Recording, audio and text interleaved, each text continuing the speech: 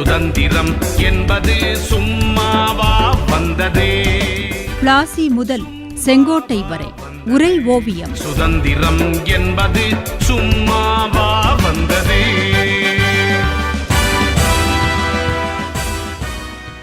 வீரமங்கை வேலுநாச்சியாருக்கு உதவிய உடையாள் என்பவரை பற்றி சொன்னீர்கள். இன்னொரு வீரப்பெண் குயிலி என்பவரும் வீரகாவியத்தை படைத்தார் என்று சொன்னீர்களே, அவர் செய்த அந்த வீரச் செயல் என்ன தாயே? வினவினான் சிறுவன் சிவா. இந்த வீரப்பெண்ணின் உள்ளத்து உறுதியை எப்படி சொல்லுவது? வாழ்வதற்காகவே உணவு உண்கிறோம், சிலரோ உணவுக்காகவே வாழ்க்கையை நடத்துகிறார்கள். இந்த பெண்ணோ உணர்வுக்கு மதிப்பளித்தவளாயிற்றே. மானமும் வீரமும் மங்கையின் சொத்து என்றல்லவா காட்டினாள். அவள் செய்த அந்த செயல்தான் என்ன?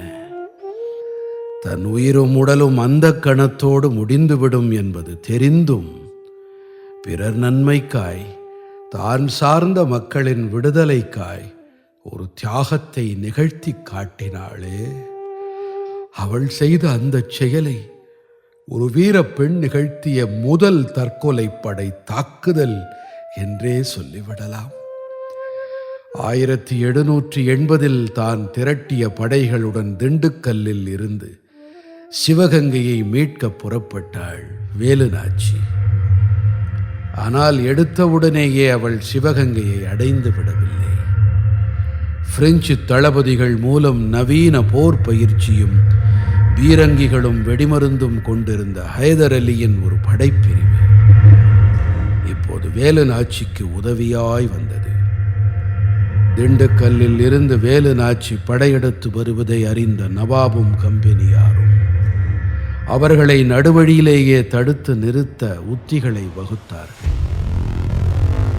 இதை அறிந்திருந்த மருது சகோதரர்கள் தங்கள் படையை ஒன்றாக கொண்டு செல்லாமல் வேறு வேறு திசைகளில் 4ஆக பிரித்து அனுப்பினார்கள். திருப்புவனத்தில் நவாபின் அடியாள் மல்லாரி ராவ் முதலில் கொல்லப்பட்டான். அவனது படைகள் பின்வாங்கி ஓடின. அது முதல் வெற்றி. திரிபுவனமே சிவகங்கையின் எல்லை. அங்கே தங்கள் படையை நிறுத்திவிட்டு மருது சகோதரர்களும் வேலுநாச்சியும் சோழவந்தானுக்கு வந்தார்கள். அங்கிருந்து வண்டியூர் கடந்து சிலைமானுக்கு வந்தார்கள். அங்கே மல்லாரி ராவின் சகோதரன் ரங்காராவ் அண்ணன் கொலைக்கு பழிவாங்க எதிர்த்தான். அவனும் சின்ன மருது கரங்களால் மாய்ந்தான். அடுத்த இலக்கு சிவகங்கை எல்லையில் உள்ள மானாமதுரை. அங்கே கர்னல் மாட்ஸின் படையுடன் மருது சகோதரர்கள் போரிட்டார்கள்.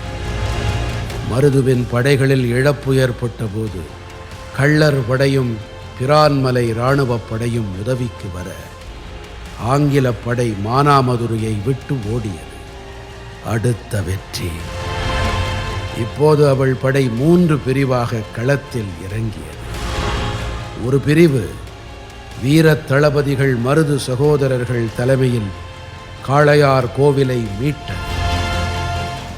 சிவகங்கையை சுற்றிலும் உள்ள எல்லை பகுதிகள் தங்கள் வசம் வந்த பின்பே சிவகங்கை கோட்டைக்குள் புக முடிவு செய்தாள் வேலுநாச்சி.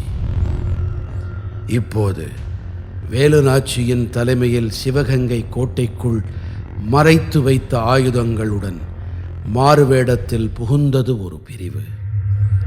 அது விஜயதசமி நன்னாள். சக்தி தேவியை வழிபட்டு வெற்றியை பெற வழிபடும் பெண்களின் திருநாள். அந்த திருநாளில்தான் சிவகங்கையை மீட்க எண்ணினாள் வேலுநாச்சி. சிவகங்கை கோட்டையின் பாதுகாப்பு ஆங்கிலேய கம்பெனியார் வசம் இருந்தது. உள்ளே நவாப் ஆட்சி அதிகாரம் செய்து கொண்டிருந்தார்.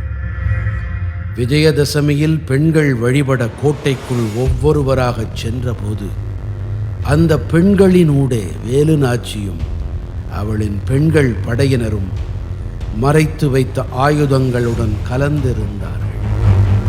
அவர்களில் ஒருத்தியாய் சென்றாள் குயிலி என்ற வீர பெண்.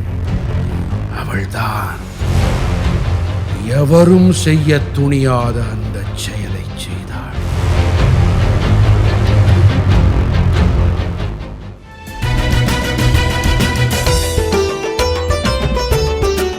பிளாசி முதல் செங்கோட்டை வரை உரை ஓவியம் கேட்டீர்கள். ஆசி கூறி வாழ்த்திடவே அஞ்சிடுவார் பெரியோர், மாசு பேசி மயக்கிடவே முனைந்து நிற்கும் சுற்றம்.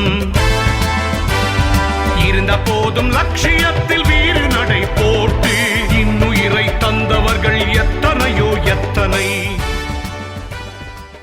படைப்பு சென்னை வானொலி நிலையம்.